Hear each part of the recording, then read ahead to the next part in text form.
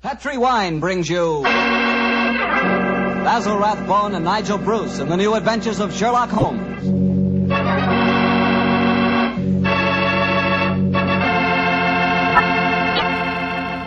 The Petri family, the family that took time to bring you good wine, invite you to listen to Dr. Watson tell us another exciting adventure he shared with his good friend, that master detective, Sherlock Holmes.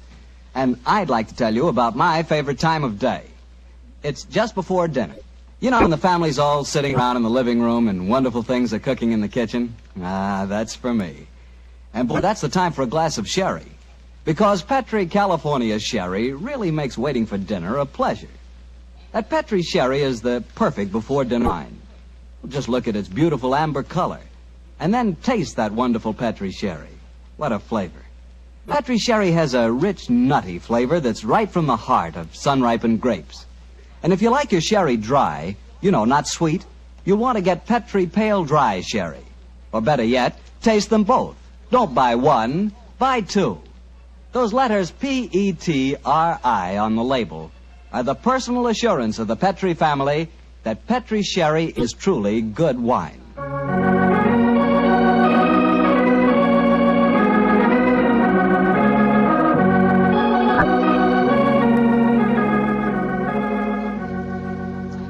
And now it's time to keep the weekly appointment with our good friend, Dr. Watson. How are you this evening, Doctor? I never felt better, thank you, Mr. Bartell. Draw up your usual chair and make yourself comfortable. Thanks. That's it. Oh, I see you've had the old tin dispatch box out again. I suppose you've been going through your notes on tonight's new Sherlock Holmes adventure? Yes, Mr. Bartell. I think you'll find it as pretty a little problem as we ever encountered. The story began in 1887. A very busy year for us, my boy. It was the same year that Holmes solved the case of the Amateur Mendicant Society, who held their meetings in a luxuriously furnished vault below a furniture warehouse. Oh, I remember that story, Doctor. And wasn't 87 the year you both escaped from death in the Paradol chamber? It was indeed. You've got a very good memory, Miss Bartell. The story I'm going to tell you tonight topped off this unusually exciting year. It was late in October, and the equinoctial gales had set in with exceptional violence. All day the wind had howled and the rain had beaten against the windows of our Baker Street lodgings. Finally, it was nearly midnight, as far as I remember. The storm grew higher and louder, and the wind in the chimney sobbed like a child. Suddenly, much to our surprise, the doorbell jangled, and a few moments later, our midnight visitor stood before us. He was a man of about 45, and as he looked about him anxiously in the glare of the lamp, I could see that his face was pale and that his eyes heavy, like those of a man who was weighed down with some great anxiety. And he spoke. His tone was businesslike and almost aggressive. I've come to you for advice, Mr. Holmes. That's easily obtained. And help. That is not always so easy. Help the gentleman off with his coat, will you, Watson? Yes, indeed. Here you are, sir. Let me hang it up for you. Thank you, sir. I heard of you, Mr. Holmes, from Major Prendergast. Oh, yes. He said that you could solve anything. Oh, I'm afraid he said too much. That you've never been beaten. I've been beaten 4 times, sir. 3 times by men and once by a woman. But supposing you sit down and introduce yourself. My friend is Watson, Dr. Watson. How do you do, sir? How do you do, Doctor? My name is Lovelace, Edmund Lovelace. And what brings you to me this hour of the night, Mr. Lovelace? I'm in terrible trouble, Mr. Holmes. You don't know anything about me, but if you'll accept my case, you can save 4 lives. I wouldn't say that I know nothing about you, sir, though it's true that I know little beyond the somewhat obvious fact that, well, you're single, that you keep a dog, but not a manservant, and that you are much preoccupied with your business, which I take to be some form of insurance. Oh, come. Oh, steady. Now, what is this? Well, Black magic? I'll wager that my friend's right, though. Isn't he, Mr. Lovelace? Perfectly. But I'll be hanged if I can see how he knows Oh, it. it's a practical application of logic, sir. The briefcase that you carry might at first indicate a barrister or some other professional man, but your brusque, businesslike manner counteracts that suggestion. An insurance broker who must visit clients at odd hours is the likeliest man to combine that manner with a briefcase at midnight. But the wife and the manservant, and the fact that I'm preoccupied with my business. Your cufflinks don't match, sir. Each is from a different pair. That would suggest preoccupation, and it's a mistake that neither a wife nor a servant would have allowed to pass. Yes, but how about the dog? Oh, surely that's obvious. Well, I can't see it. I shall let you ponder on that matter while Mr. Lovelace tells us his problem. Mr. Holmes, are you as interested in preventing a murder as in solving one? Naturally I am, Mr. Lovelace. Even more so. But please tell me your story. I live with 4 cousins of mine in an old Camberwell. My grandfather left the house and a sizable fortune to the 5 of us on condition that we lived together and maintained the family unity. It probably would surprise you to know that we've grown to get pretty much on each other's nerves. Oh, what happens if one of you dies, Mr. Lovelace? His share is divided among the others, Doctor. Yes, sir, that, not that a murder may take place, but that it has not happened long ago. Who's responsible for the administration of the estate? My cousin Gerald. He's much older than the rest of us, and he's a thoroughly unpleasant, cantankerous man. Yeah. He gets an extra share in the estate as administrator, and in consequence he doesn't work. We feel, of course, that he lives off us, and we're continually quarrelling with him about it. Sounds like a jolly household, eh, monsieur? There's going to be trouble, Mr. Holmes, I know it. Gerald hates us, and he's jealous of our share in the estate. You spoke of preventing murder just now. Yet I can see that you've selected your cousin Gerald as the potential murderer. Am I right? Yes, you are. But don't think it's personal prejudice that makes me suspect him. I have good reason doing so. Oh, what reason? This evening, just before dinner, I helped Gerald off with his topcoat and went to hang it up for him.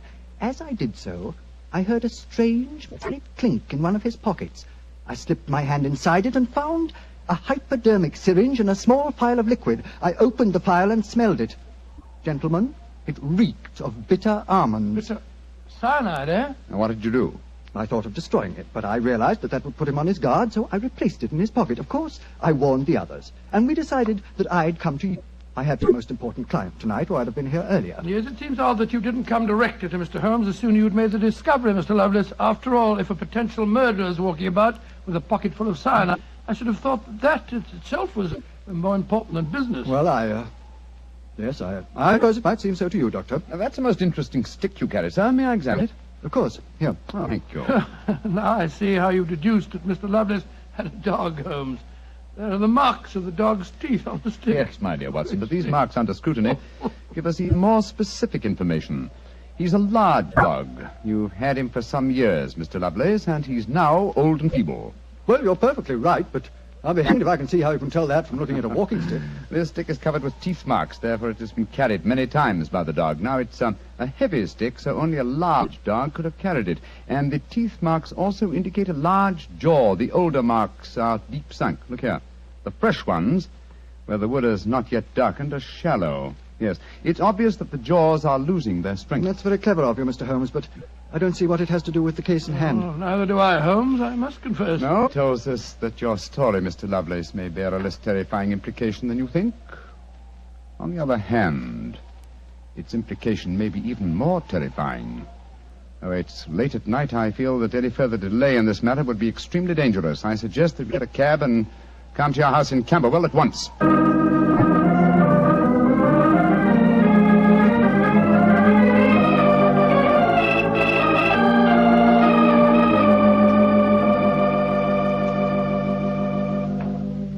Randolph, I'm glad you're still up. I was able to persuade Mr. Sherlock Holmes, Dr. Watson, to come back with me.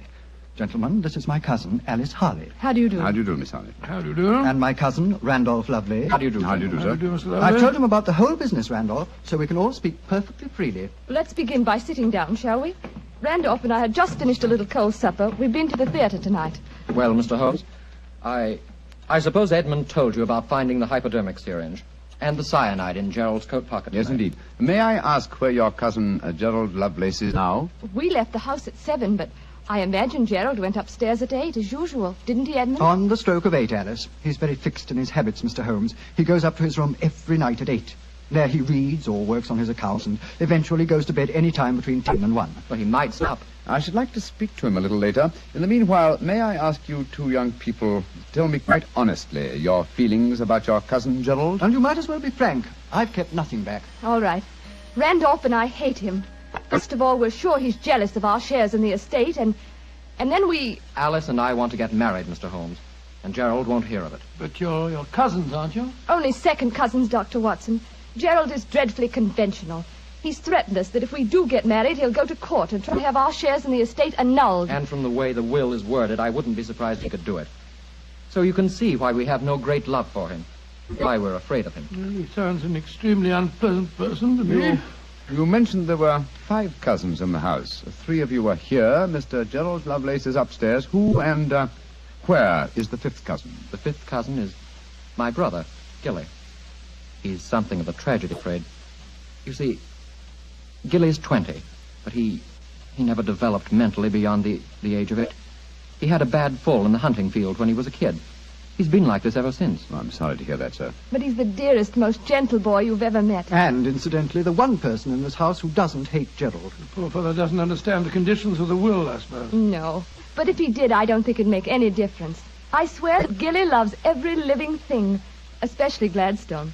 Gladstone is the name of his dog. His dog? Yes. The dog may be the key to this whole matter. The dog? What makes you say that, Holmes? When a man brings a quick and painless poison home to a household containing an old and feeble dog, it's more than possible that he has obtained that poison, quite legitimately, to give the dog a merciful death. To kill Gladstone? Oh, no. After all, Alice, dear, he is old and almost blind But, now. Mr. Holmes, if you think Gerald brought home the poison to put Gladstone out of the way, well, and I admit it sounds perfectly logical, what made you decide to come here tonight? Because I dare not even guess what you may have done by intruding the thought of murder in this situation. Where is your brother Gilly? In his room upstairs, asleep. I wonder if we might go up to him. I should like to talk to him, if you don't mind. And after that, I want a few words with your cousin, Gerald Lovelace.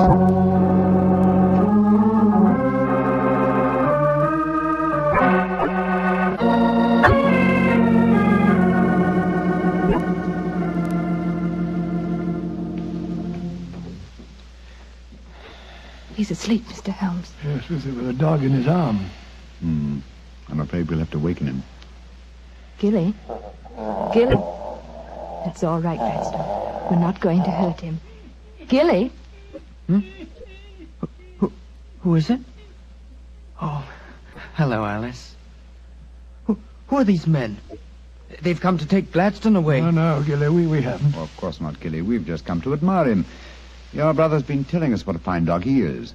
Oh, that's different. Isn't he beautiful? I just had such a wonderful dream about him.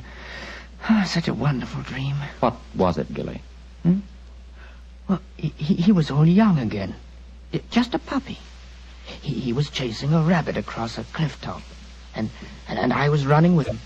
Oh, Gladstone looked so beautiful. Didn't you, old boy? Of course you did. And you know, the rabbit went down a hole, and Gladstone went down after him. And I went down after Gladstone. And we all had tea with the rabbits. Oh, isn't it funny? We all had little green hats on. Hats with feathers. I wanted Gladstone to try one on, but he wouldn't. So sleepy. Come on, Gladstone. Let's go back to the tea party. Poor kid. His world may be a great deal more pleasant than ours, Watson. That's what I'd like to think, Mr. Holmes. Now I'd like to have a few words with your cousin Gerald. His room's at the end of this corridor. I'm afraid Gilly wasn't much help to you, Mr. Holmes. On the contrary, young lady, he told me exactly what I wanted to know. Here we are. This is Gerald's room. There's no light under the door. He must have gone to sleep. And I'm afraid we must waken him, too. Must be a heavy sleeper. But he isn't. He's a remarkably light one. Come on, let's go in. Strike a match, will you, old fellow? Sure. The gas mantle's at the head of his bed, Dr. Watson. Yeah. Well, he's lying on the outside of his bed. He must be... There's blood on the pillow. Great Scott, Holmes. The back of his skull smashed in. He's been murdered. Oh, no! Horrible! Yes, Watson, but not by blows on his head. Look here on the table by his bed. A hypodermic syringe and a broken file. Yes, a broken file. Reeking of bitter almonds. Poor devil. Well, I won't pretend I liked him. But what a ghastly way to die. All they that take the sword shall perish with the sword. So the scriptures say, Mr. Lovelace. The very suspicion of the killing has brought murder to pass. Well, it's too late to prevent it. Our job now is to find the killer and see that he's brought to justice.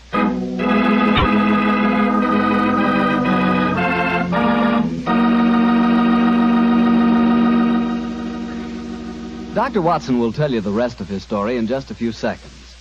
Just time enough for me to tell you that if there's one wine that's perfect for any occasion, it's Petri California Sherry.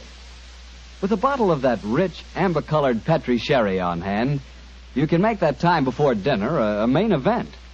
And Petri Sherry is the perfect answer to the question of what to serve when company comes. Serve Petri sherry alone and let its full, wonderful flavor speak for itself, or serve Petri with hors d'oeuvres or party sandwiches. And remember, you can serve Petri sherry proudly, because Petri is the proudest name in the history of American wine.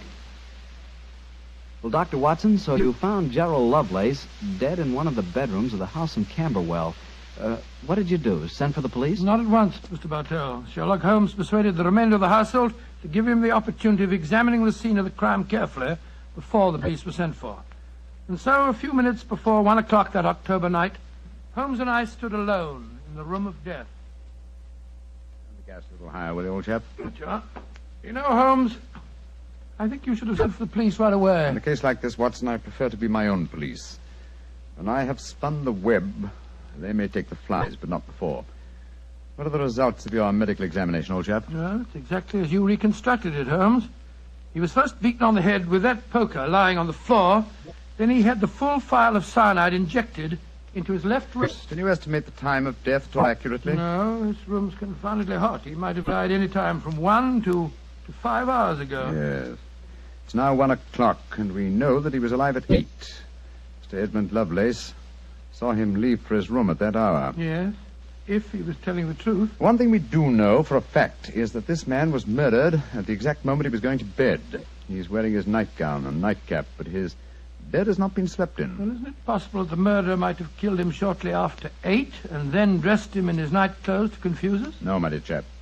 You will notice that the hypodermic needle passed through the sleeve of his nightshirt. Here.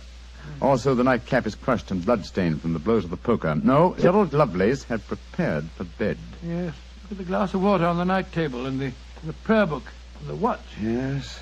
Signs of a prosperous and meticulous man. Mm-hmm.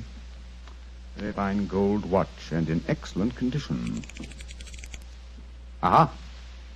There's the answer, Watson. What do you mean, there's the answer, Watson? I just wound this watch 1 turn, and then it was fully wound. That provides us with a time schedule for our murder. Come on. We'll send a servant for the police, and while they're on the way, if you'll call everybody together, I should like to put a few more questions to this family.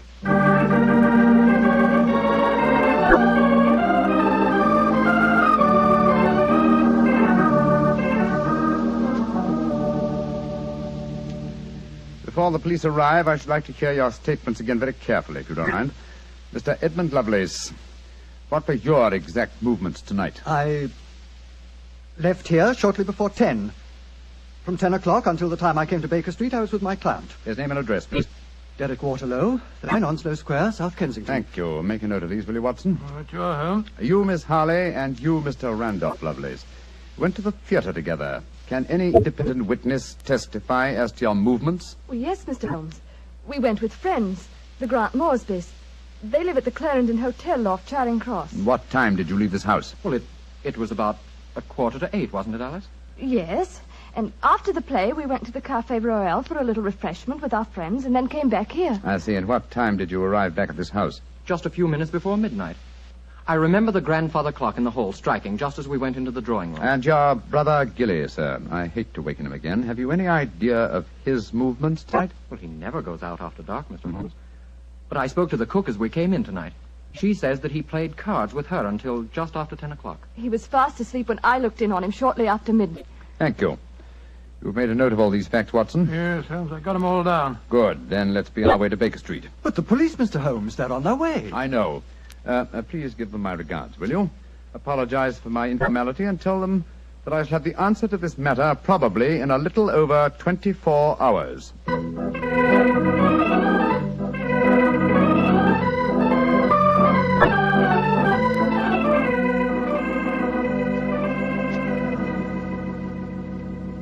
Holmes, here it is well after midnight. You haven't done a thing on the Camberwell case. No, but you have, old chap. You've checked on all the time alibis and found them valid. I'm much obliged to you. Yes, Inspector Lestrade was here tonight, you know, and he made some pretty caustic remarks, I can tell you. Oh, didn't you inform him that I'll have the answer to the problem before many hours have passed? Yes, I did, but you know, Lestrade, he wanted action. You shall have it. Is the watch still running? Yes, there's another thing. What'll Lestrade say when he finds that you took the dead man's watch? I've no idea. Oh, why did you take it anyway? You sound sleepy, old chap. Yes, I am confoundedly sleepy. Well, why don't you go to bed? What are you going to do? Continue my vigil with my pipe and the watch of a dead man.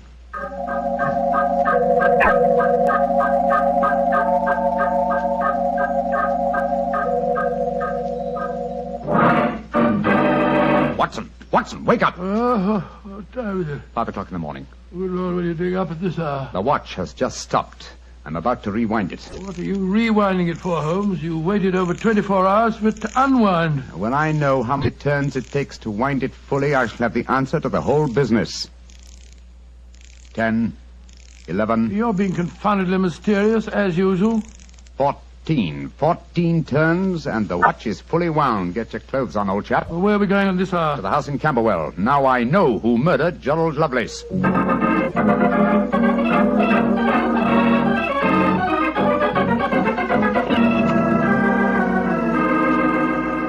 Mr. Edmund Lovelace, I'm glad you let us in. Please take us up to your young cousin's room at once. Gilly? What do you want with him? I'll explain in a moment. Please take us up to him. Oh, of course, but what brings you here at this hour of the morning? Mr. Holmes knows who murdered your cousin. Well, I'm glad to hear it. It's more than the police seem to know. They were here half the night cross-examining us. Here we are. I don't think we'll bother to knock.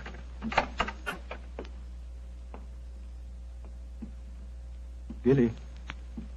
Gilly? I'm awake. We heard you coming up the stairs, didn't we, Gladstone? It's the same man again. You're not going to take Gladstone away, are you? Please don't take him away. Don't worry, Gilly. We're not going to touch him. Oh, that's all right, then. Oh, Gilly, Yes, you really love that dog, don't you? of course I do. More than anything or anybody. I believe you'd even kill a man who tried to hurt Gladstone. Wouldn't you? Oh, yes, sir. I would. Gilly! No. Great Scott. Gilly, I don't think you'd really kill a man. I don't think you could. Oh, couldn't I, though? How would you kill him? I'd hit him first. I'd take a poker and hit him on the head so he couldn't fight back. And then I'd take the nasty needle he told me he was going to stick in Gladstone, and I'd fill it full of that water he showed me, and I'd stick it in him. That's what I'd do. Then he'd be dead. And he couldn't hurt my Gladstone anymore. Not ever. Let's leave him, shall we? Goodbye, Gilly. Pleasant dreams. Goodbye, sir. Good old Gladstone. You satisfied, sir? Yes. Poor Gilly. There's no doubt about it, of course. Can there be no one to describe the murder to him, and yet he's just given an exact description of its method? What'll happen to him? They won't try him. No. A little pressure in the right places, and he'll be released to a private nursing home. I'll do everything I can, Mr. Lovelace. Thank you, Mr. Holmes. Thank you.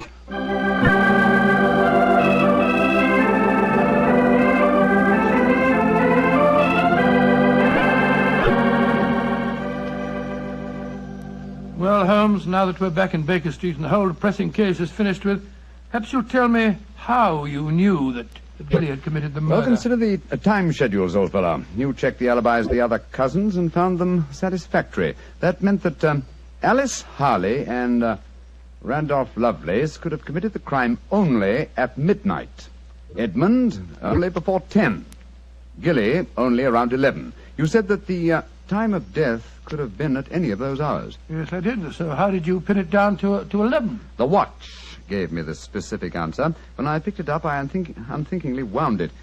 Made one turn and was then fully wound. Now, when does a methodical, precise man like Gerald Lovelace wind his watch? Just as he's going to bed. Exactly, old fellow. So that it was obvious that he was killed precisely one watch stem turn before I wound his watch. Now I'm beginning to see daylight, Holmes. So you let the watch run down? That's what I did. It took 28 hours, from 1 o'clock the night before last until 5 this morning. Now, how many turns did it take to rewind it? 14, wasn't it? That's right. Therefore, one turn of the watch stem equaled 2 hours, proving that Gerald Lovelace had been murdered 2 hours before 1 o'clock at 11 p.m. When Gilly was the only one who could have done it. You know, Holmes, I still find it hard to believe that boy was capable of such a ghastly crime. He seemed so gentle. Oh, he is. Except when his beloved dog's life was at stake, probably out of some mistaken notion of kindness. Gerald Lovelace warned the boy of his intentions regarding the dog. A sad business, Watson, a sad business. I hate to think of that boy spending the rest of his life in a mental home. I have one prayer for his future. What's that, Holmes? The dog Gladstone can't live very long. I pray that Gilly does not long outlive him.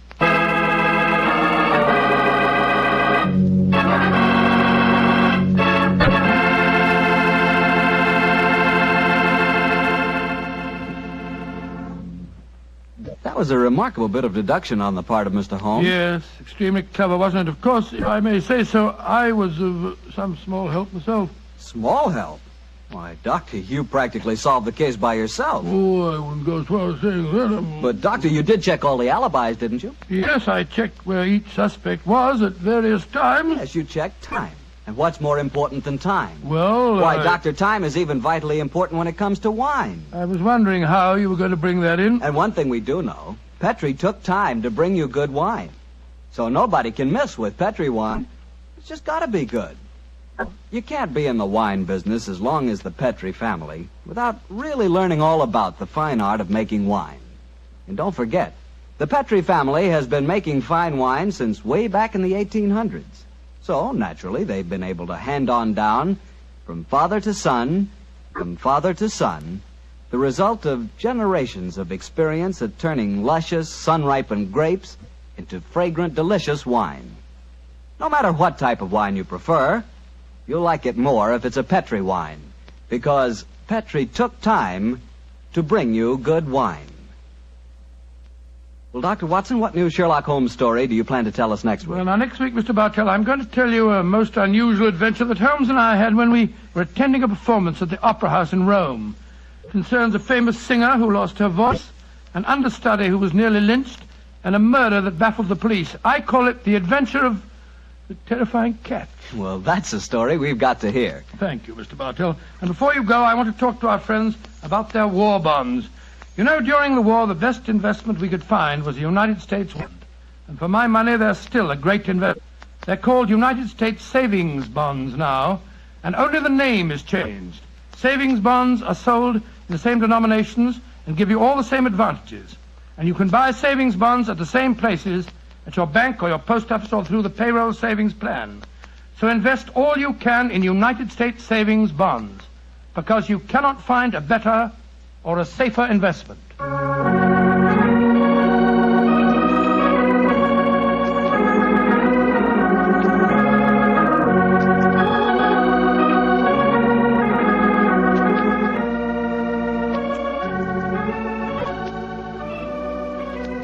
Tonight's Sherlock Holmes adventure was written by Dennis Green and Anthony Boucher and was suggested by an incident in the Sir Arthur Conan Doyle story, The 5 Orange Pips. Music is by Dean Fostler. Mr. Rathbone appears through the courtesy of Metro-Goldwyn-Mayer, and Mr. Bruce through the courtesy of Universal Pictures, where they are now starring in the Sherlock Holmes series. The Petri Wine Company of San Francisco, California, invites you to tune in again next week, same time, same station. Sherlock Holmes comes to you from our Hollywood studios.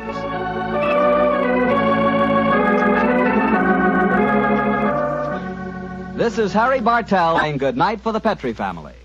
Listen every Monday on most of these same stations at clock to Michael Shayne, followed immediately by Sherlock Holmes. This is the Mutual broadcast.